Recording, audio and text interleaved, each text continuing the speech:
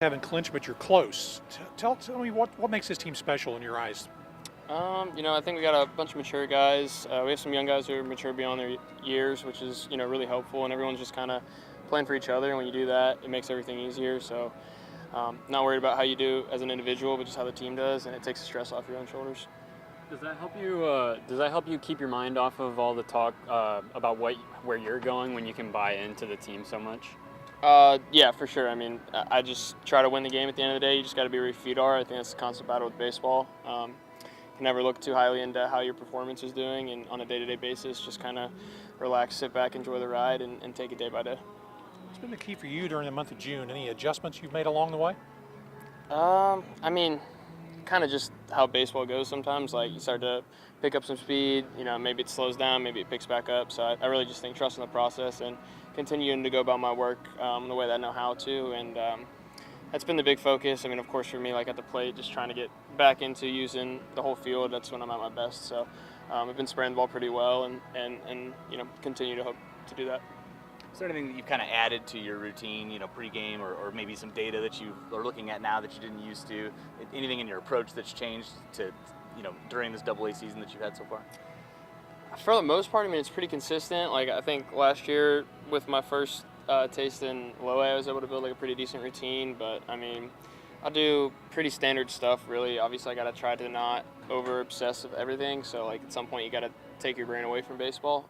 So that's always a constant battle too. But for the most part, like when I'm here, I'm always doing stuff to just help stay prepared and try to lock in. What's your favorite distraction? I like to fish, so that's probably my biggest thing is just trying to get outside and fish. And it's tough sometimes because you get 1 day a week to do it, and the weather here honestly hasn't been great on those Mondays, which has been kind of brutal. But just hope that the away hotel is close to a pond. Well, we have some lakes and a bass. Have you gotten to the Bass Pro? Have you gotten to walk around the Bass Pro down here? I've been there like 5 times, so I mean it's a pretty cool spot. I honestly think I should shop somewhere else for fishing stuff because there's just too much there. JJ, obviously, right? We all want to see y'all clinch the playoff spot tonight. As a locker room, how important is that for you guys? But also, how do you guys just go about as another game?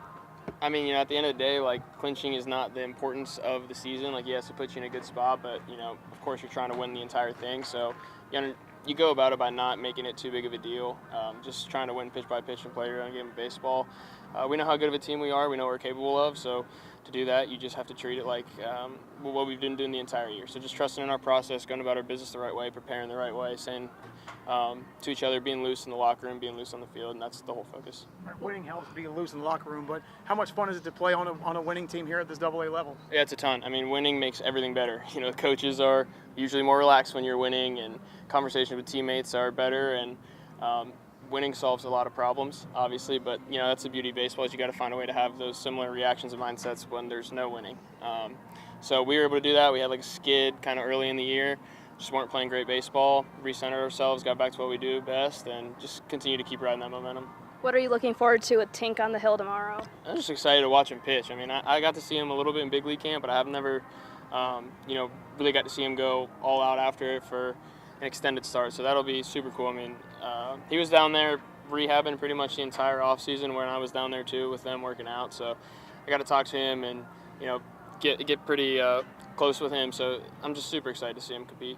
Can I ask you about your bat? I think it was Saturday night in the 8th inning here where you hit that double that brought Noah all the way around from first. Take me inside that bat. What pitch did you see, and what'd you try to do with it? Yeah, I mean, I can remember. It was just, trying to compete, obviously. I think he threw me one of, like, everything except his fastball. So it was, like, slider, curveball, changeup. I saw the changeup pretty well the first time he threw it. And just the way the at-bat goes, sometimes you have a feeling he'll go back to a certain pitch and kind of was just ready for it. And he ended up going with the changeup. It was and that's what hit. Quite a sprint home for Noah. Were you on second? Did you get to see him kind of slide into home? Yeah, I got a pretty good angle of it. So I mean, it was pretty cool. It's props to him just being ready to run like that. I mean, it's not easy when you're an everyday player playing a ton, stressing a lot to go first or third, and it's big time. It just shows he plays the game hard every single time, and that's what happens.